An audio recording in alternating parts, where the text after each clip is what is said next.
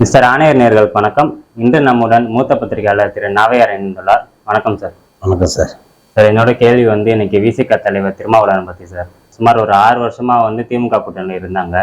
மது ஒழிப்பு மாநாடு, போதைப் பொருள்லாம் தமிழ்நாட்டுக்குள்ள வருது, அப்படி இப்படி எதுவுமே பேசல. முதல்வர் வேற ஊர்ல இருந்து வரப்போறாரு, அமெரிக்கால வரப்போறாரு. ஊர்ல இருந்து வரத்துக்கு ஒரு 2-3 நாள் முன்னாடி இந்த மாதிரி சம்பவம் நடந்திருக்கு. என்ன சொல்ல வர்றாரு திருமாவளவன் இருக்கு?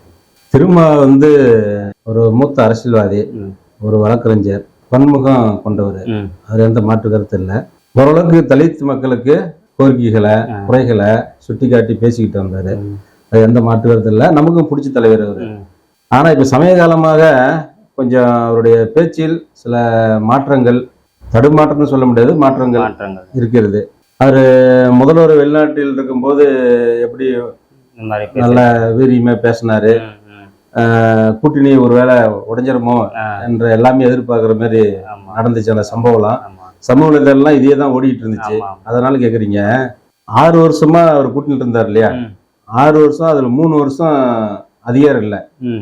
இப்ப 2021 தேர்தல் பிறகுதான் முதல்வர் ஸ்டாலினுக்கு, திமுகவுக்கு மாநில அரசனுடைய அதிகாரம் கைப்பற்றிருக்கிறாங்க. அப்ப அந்த அதிகாரம் கைப்பற்றும் போது அப்ப இவரு ஒரு சில நிபந்தனைகள்லாம் வச்சாரு. கூட்டணி சேரும் போது என்ன மாதிரி நிபந்தனை வச்சாருன்னா, என்னுடைய கட்சிக்காரங்கெல்லாம், மாவட்ட பொறுப்பாளர், மாநில பொறுப்பாளர், ஒன்றிய பொறுப்பாளர்லாம் பல்வேறு வழக்குகள் இருக்கு. கட்ட பஞ்சாயத்து வழக்கு, சிலர் ரவுடி லிஸ்ட்ல போட்டிருக்கிறாங்க, அதெல்லாம் கொஞ்சம் நீக்கணும் அப்படிங்கிற கோரிக்கைலாம் அந்த கூட்டணியில சேரும் போது வச்சாரு. கட்டாயம் செஞ்சுட்டாருன்னு அவர் ஸ்டாலினும் வாக்குறுதி கொடுத்தாரு. அதன் பிறகு சில கட்சி வளர்ச்சி சம்பந்தமாகவும் தலித் மக்களுக்கு சில வேண்டப்பட்ட சில குறைகள்லாம் சுட்டி காட்டி அன்னைக்கு வச்சாரு. இவரும் ஏத்துக்கிட்டாரு. ஓகே, அதை நம்பிதான் இவங்க கூட்டணி சேர்ந்தாங்க. அதே மாதிரி கூட்டணியில வெற்றி பெற்றாங்க. வெற்றி பெற்ற பிறகு சரி, ஒரு 6 மாசம் சரியாகும், 1 வருஷம் சரியாகும்னு சொல்லி ஒரு கடந்த 3 வருஷம் ஓடிடுச்சு. அப்ப இவருக்கே இனிமே இன்னொரு 1.5 வருஷம் தான் இருக்குது, நம்ம சொன்னது எதுவுமே நடக்கலையே அப்படின்னு இவங்களுக்குள்ளே ஒரு நெருடல், அல்லது கட்சிக்காரங்க அழுத்தம் கொடுத்துருக்கலாம், மாவட்ட பொறுப்பாளர்கள் அழுத்தம் கொடுத்துருக்கலாம். இப்படியே இருந்தா எப்படி, வழக்கெல்லாம் ரத்து பண்றாங்க, பண்ண முடியல. இப்பதான் கடந்த அதிமுக ஆட்சியை விட இப்ப பல மடங்கு தலித் மக்கள் கொல்லப்படுறாங்க, என்கவுண்டருங்கிற பேர்ல கொலை செஞ்சிடுறாங்க. எவ்வளவு கோயிலுக்குள்ள நுழைய முடியல. பல்வேறு இடத்துல பல பிரச்சனைகள் நடந்துகிட்டு இருக்கு தொடர்ந்து. அது தலித் மக்களுக்கு இந்த அரசு விரோத அரசு தான் அப்படின்னு சொல்லி உலகத்தோர் ரிப்போர்ட்லயும் சரி, மற்ற கட்சிக்காரங்க, எதிர்கட்சிக்காரங்க, கூட்டணி கட்சியில் இருக்கிறவங்களே சில திருமாவள்கிட்ட சொல்றாங்க. இவரும் அது நினைச்சுதான் சரி என்ன பண்ணலாம் அப்படின்னு ஒரு யோகத்தின்படி மது ஒழிப்பு மாநாடு ஒண்ணுங்கிற பேர்ல அவரு பண்ணாரு. மது திருமா மட்டும் இல்ல, ஸ்டாலின் இல்ல, யாராலையும் ஒழிக்க முடியாது. தமிழ்நாட்டுல ஒழிக்க முடியாது, வாய்ப்பே இல்லை. அதாவது மதுவாலதான் வருது அப்படிங்கறதுலாம் இல்லை, அதுக்காக சொல்ல வரல. மது ஒழிச்சா ஏகப்பட்ட பிரச்சனைகள். என்ன மாதிரி பிரச்சனை? இதை நம்பியே கிட்டத்தட்ட 10க்கு மேற்பட்ட சாராய ஆலை இருக்குது. யாருக்கிட்ட இருக்கு? திமுக கட்சிக்காரங்க தான் இருக்கு. அப்ப அதுல ஒரு பிரச்சனை. ஆனா அவங்க தான் சட்டமன்ற எலெக்ஷனுக்கோ பாராளுமன்ற எலெக்ஷனுக்கோ நிதி தராங்க. ஒரு எலெக்ஷனுக்கு 2000-3000 கோடி காலி ஆகுதுன்னா அவங்க தர்றது. அதுல ஒரு பிரச்சனை. 2வது பிரச்சனை, மது கிட்டத்தட்ட 1 கோடி மக்களுக்கு மேல சாப்பிடுறாங்க டெய்லியும் தமிழ்நாட்டுல சாப்பிடுறாங்க. இதுல என்ன பிரச்சனை, என்ன நீ பண்ணாலும் ஒரு 50% அது அடிக்ட் ஆயிட்டாங்க. அதனால அவங்களுடைய உயிரில விளையாடக்கூடாது. அதாவது மது கடைகளை குறைக்க முடியும், ஆனா மது ஒழிக்கவே முடியாது. கொரோனா டைம்ல எப்படி சார் 2 மாசம் இல்லாம இருந்தாங்க? சில பேர் சானிடைசர் குடிச்சு இறந்து போனாங்க. அதான் அப்ப அது மாதிரி என்னெல்லாம் அந்த புயலையெல்லாம் காய்ச்சி குடிச்சாங்க, சாராயம் காய்ச்சினாங்க. பாண்டிச்சேரி அங்க இங்கேயும் போய் வாங்கிட்டு வந்து அண்டை மாநிலத்தை விட்டாங்க, நிறைய பேர் செத்துட்டாங்க. கொரோனால எப்படியாவது ஒரு முயற்சி எடுத்து விலைய அதிகமா கொடுத்து வாங்கி சாப்பிட்டவங்களா இருக்கிறாங்க. டோட்டலாவே நீ இது பண்ணா அது ஒண்ணும் பண்ண முடியாது. அதனால மது ஒழிக்கிறது சாத்தியம் இல்லை தமிழ்நாட்டுல. இவர் மாநாடு நடத்துறாரு, இந்த மாநாட்டை வரவேற்கிறோம், பட் அது வேஸ்ட். இந்த மாநாட்டுக்காக குறைஞ்சது எப்படி ஒரு செலவு பண்ணாலும் ஒரு 50 லட்சம் 1 கோடி வரை செலவாகும். அது வேஸ்ட் தான். ஏன்னா மாநாடு எதுக்கு? மது ஒழிக்க. மது யார் நினைச்சா ஒழிக்க முடியும்? ஆளுங்கட்சி, மாநில அரசு நினைச்சா ஒழிக்க முடியும். மாநில அரசு யாரு? திமுக கூட கூட்டணி இருக்கிறீங்களா இல்லையா? கூட்டணி இருக்கிறீங்க. நேரடியா சும்மா போய் வீட்டுல சந்திச்சு இது மாதிரி இருக்கு சூழ்நிலை ஒரு அழுத்தம் கொடுங்க. அவரை பார்த்துட்டு வந்த பிறகு மத்தியானம் பேட்டி கொடுத்தாரு.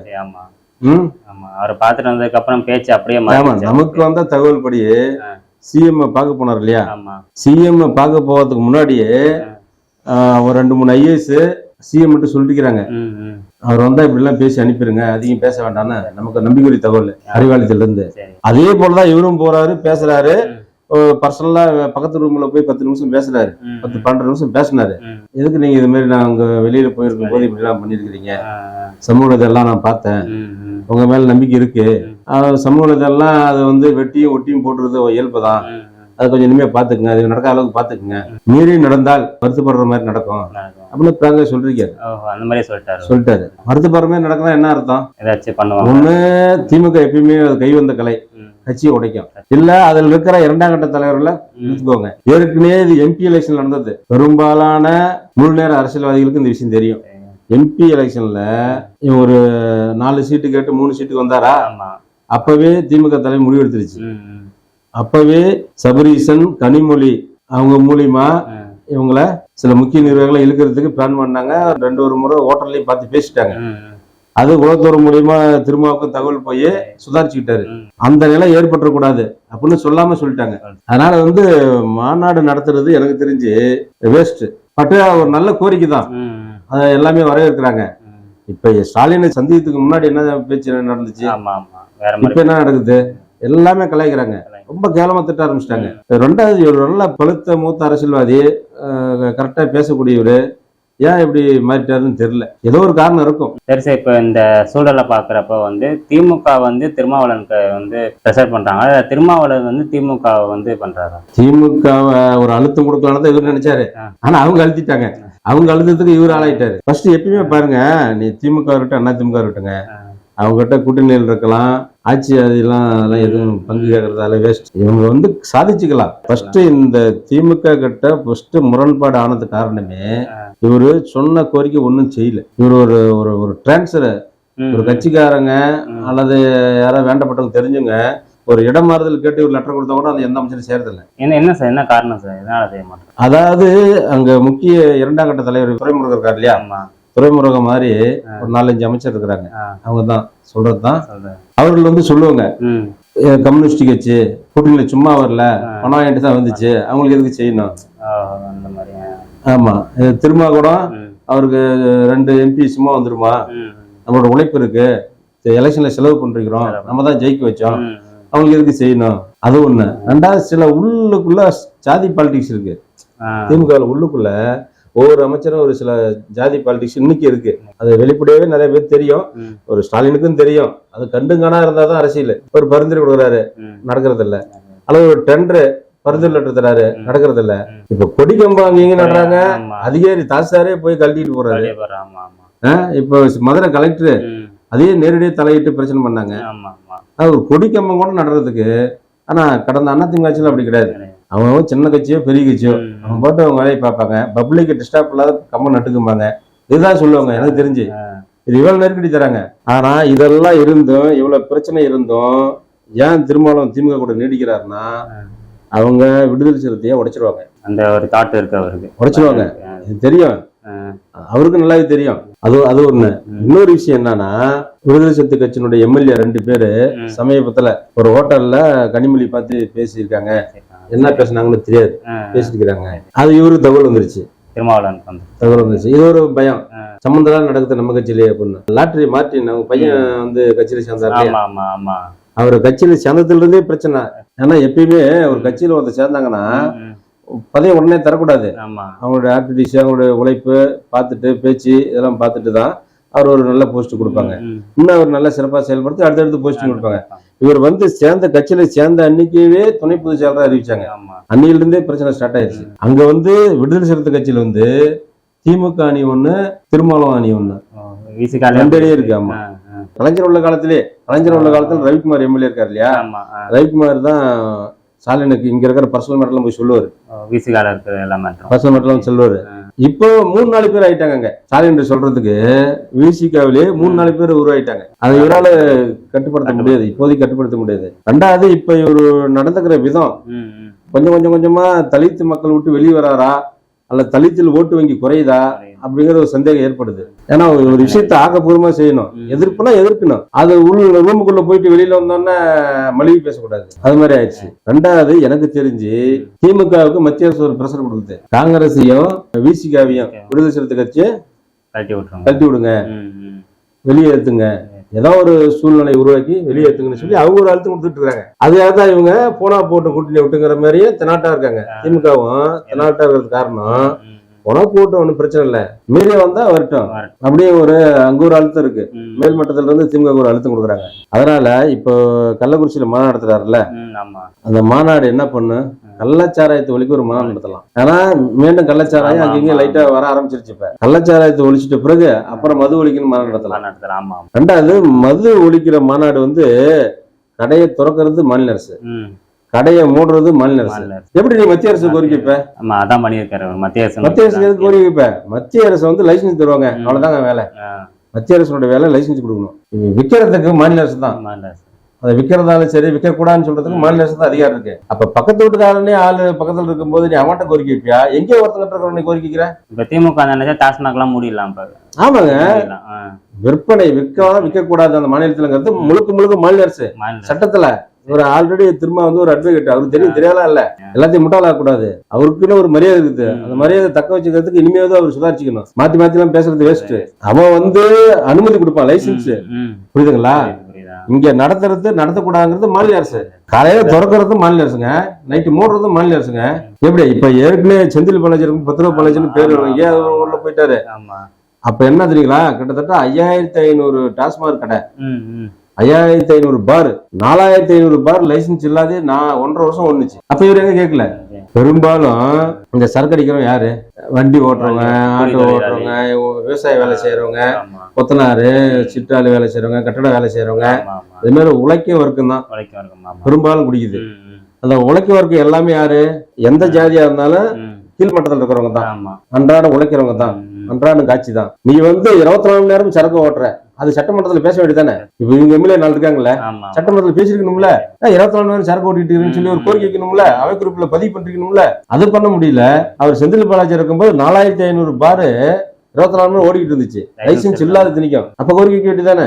அதாவது ஒரு படத்துல சொல்லுவாங்கல்ல, உனக்கு வந்தா தக்காளி சட்னி, எனக்கு வந்தா ரத்தம் மாறுமாங்கல்ல, அது மாதிரி. அதாவது தப்பு. இப்பெல்லாம் அப்படிலாம் எல்லாமே டிகிரி படிச்சிருக்கிறோம். கிராமப்புறத்துல எல்லா வீட்லயும் டிகிரி இருக்கு, எல்லாம் சிந்திக்க ஆரம்பிச்சிட்டாங்க, எல்லாத்திட்டையும் செல்லு வந்துருச்சு, உலகத்தையே இதுல பாத்துக்கலாம். அப்படி இருக்கும்போது அதெல்லாம் அந்த காலம் தான் அரசியல்வாதி ஏமாத்துறது. புரியுதுங்களா? அப்ப வெளியே ஒண்ணு பேசுவாங்க, உள்ளுக்குள்ள ஒண்ணு நடந்துகிட்டு இருக்கும். அப்ப அரசியல். இப்பெல்லாம் அப்படி கிடையாது. உள்ளுக்குள்ள நடக்கிறது வெளியில வந்து மீடியாவில்.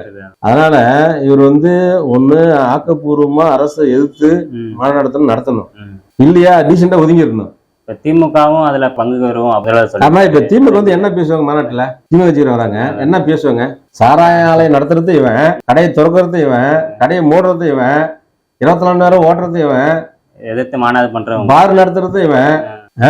எப்படி போய் நீ வந்து என்ன பேசுவ? சும்மா மக்களை திசை திருப்புறது, ஏமாத்துறது. அரசியல் செய்ய வேண்டிதான்.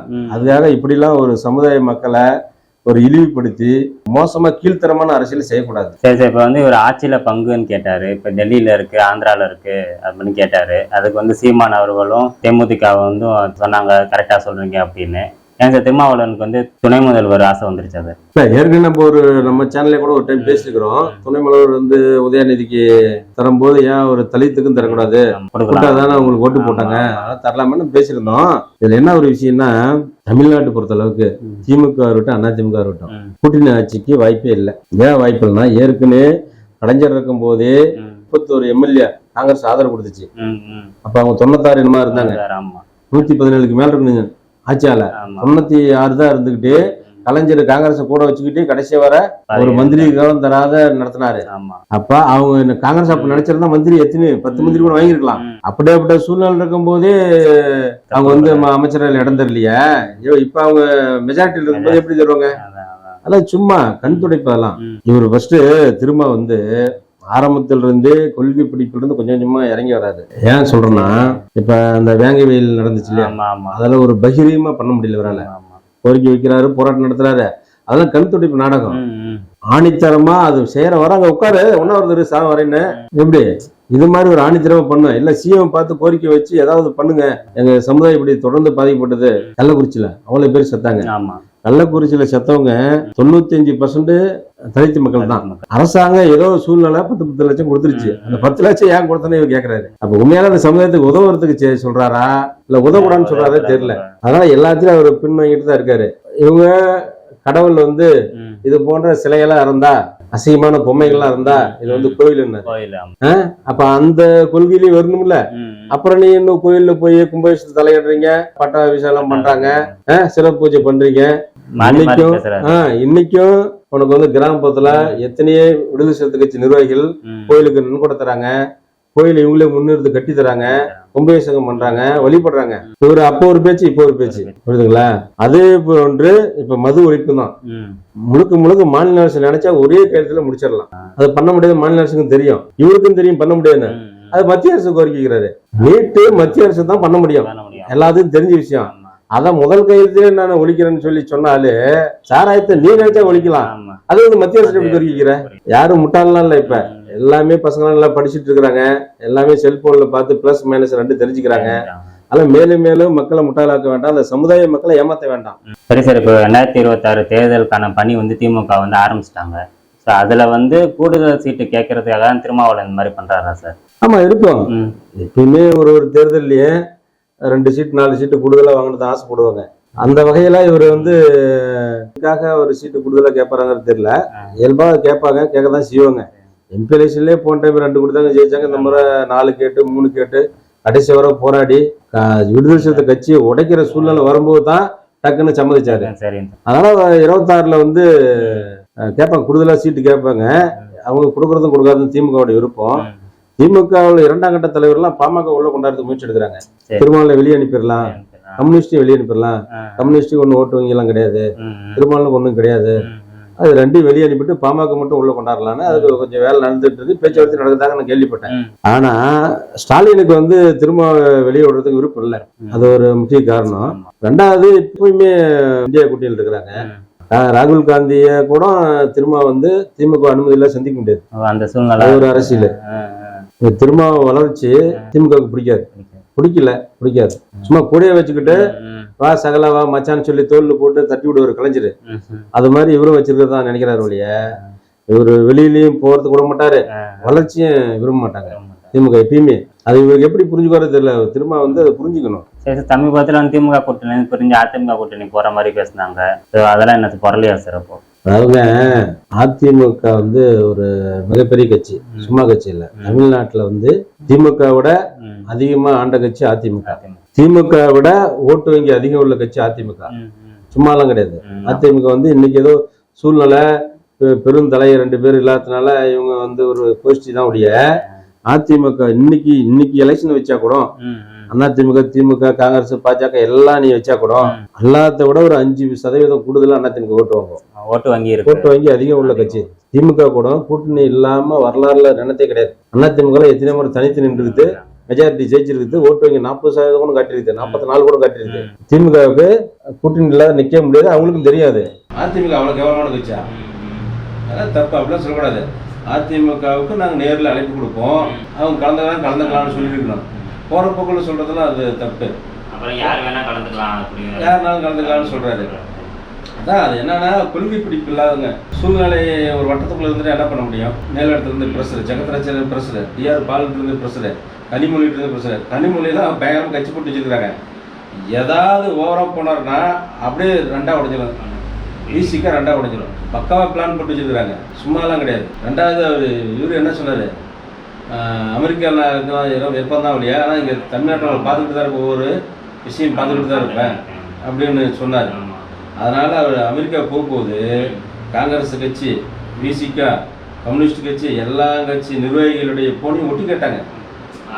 சும்மாலாம் இல்லை, ஒட்டு கேட்டு அவங்களோட தகவலாம் கேதர் பண்ணி உலகத்தோட ரிப்போர்ட் கொடுத்துக்கிட்டு தான் இருக்கும். இவங்க எதனால இங்கே பேசிக்கலாம், சிஎம் இல்லை அப்படின்னு சொல்லி. அதெல்லாம் பக்காவாக கட்சி போட்டு பண்ணிட்டு இருக்காங்க. அவரு எதுவும் பண்ணுறதில்ல, அவங்க ஃபேமிலி தான். ஒரு கட்டத்தில் திரும்ப வெளியே போனாலும் போகட்டும் அப்புறம் ஓப்பனாக சொல்லிட்டாங்க. இந்த தகவல் இவருக்கும் போயிடுச்சு. அதிமுகலாம் அப்படி இருக்காது, போனால் போகணும் ஓப்பனாக சொல்லிடுவாங்க. ஏற்கனவே ஜெயலலிதா கூட இருக்கும்போது கூட இவர் வெளியில் வந்தார், நல்லபடியாக எங்கே இருந்தாலும் நல்லா இருக்கு தம்பின்னு தான் ஜெயலலிதா மாதிரி பேட்டி கொடுத்தாங்க. புரியுது, அந்த பண்பு அண்ணா திமுக இருக்கும். திமுகவில் அப்படி கிடையாது. போன அடுத்து 3வது செகண்டே திட்ட ஆரம்பிச்சிருவாங்க. இல்லை, எந்த முதல்வர் வந்து பாருங்க, எந்த கொம்பனாலும் குறை சொல்ல முடியாது ஆட்சி நடத்தணும்னு சொல்லுவாங்களா? யாராவது சொல்லுவாங்களா? இவ்வளோ பிரச்சனை எந்த டிபார்ட்மெண்ட் போராட்டம் நடத்தலை? எல்லா டிபார்ட்மெண்ட் போராட்டம் நடத்திதான் என்ன அர்த்தம்? இது செயல் தான் அர்த்தம். வேலைவாய்ப்பு பண்ணுறேன்னு சொன்னேன். எந்த குறையாக தான் 100 நாளைக்குள்ள முடியும்னு சொன்னாங்க. வாக்குறுதி 50% செய்யலை.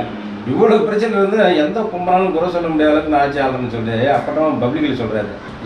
சிஎம் இல்லை, அமைச்சர்களே வெறும் பொய்யே சொல்கிறாங்க. சட்டமன்றத்திலே போய் சொல்கிறாங்க. அதெல்லாம் யாரும் எதிர்கட்சி சரியாக கேட்கல. அதனால் திமுக விட்டு திரும்ப வெளியே வந்தாருன்னா கட்சி 2ஆ உடையும். அதை திரும்ப வந்து தேசிய தலைவராக மாறலான்னு சொல்லி அண்டை மாநிலத்திலலாம் 4-5 சீட்டு எழுந்து நின்னாரு.